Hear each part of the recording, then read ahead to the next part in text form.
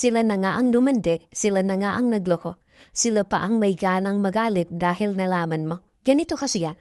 Ang taong sanay magloko, sanay ding magmanipulate. Kasama sa script nila yung pabiktim, yung pagbaliktad na situation, yung ikaw ang gagawing problema para takpan yung ginagawa nila. Kaya wag mong i-question kung tama ba yung nararamdaman mo. Hindi ka paranoid, hindi ka OA, tapat ka lang magmahal. At masakit yun sa taong hindi marunong maging tapat. Kasi kapag nagalit sila kasi nahuli mo, hindi dahil guilty sila. Naiinis sila kasi hindi na nila matutuloy yung kalokohan nila. Kaya tandaan mo, ang manduloko nahuhuli pero magagalit pa. Kaya huhuli mo nang nalaman ang totoo ugali niya. Kasi kadalasan talaga sa huli lumalabas ang tunay na ugali nila.